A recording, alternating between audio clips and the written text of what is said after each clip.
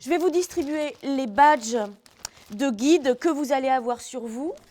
Tenue chic et badge professionnel, le grand jour approche. Afsa, James et leurs camarades se préparent depuis 1 an à recevoir eux-mêmes le public au musée du tabac de Bergerac. Car ils sont ici chez eux maintenant. De quel objet vous allez parler en particulier pour ici? Les pipes, le calumet de la paix. Lisa, les pipes, le calumet de la paix. J'ai appris à décrypter toutes les œuvres et tout, du coup je suis rassurée. C'est leur 4e visite sur place. Grâce à la médiatrice du musée, ils connaissent tous les secrets des œuvres exposées.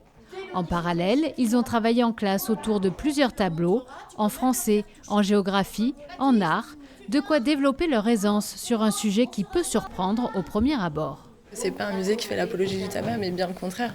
On a des œuvres déjà qui datent du XVIIe siècle où on peut voir qu'on explique déjà que c'est pas bon pour la santé. Cette œuvre, la voici. C'est un portrait anonyme. Les personnages peints sont des marchands. On voit que le monsieur qui fume sa pipe allume sa pipe avec une chandelle. Lors de la nuit des musées, les enfants vont transmettre leur savoir aux visiteurs. Beaucoup seront de leur famille et ça, ils en sont très fiers. Je vais apprendre à mes parents, du coup, c'est pas eux qui vont m'apprendre.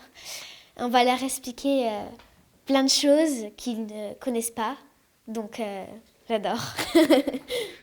Pour le musée qui accueille 3000 élèves par an, l'enjeu du projet est d'entraîner les enfants, mais pas seulement.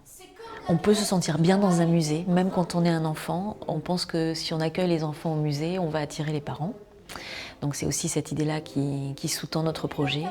À quelques heures du défi, la professionnelle livre ses derniers conseils. Si vous fixez leur attention sur quelque chose de particulier, vous allez pouvoir les guider plus facilement et qu'ils ne fassent pas n'importe quoi.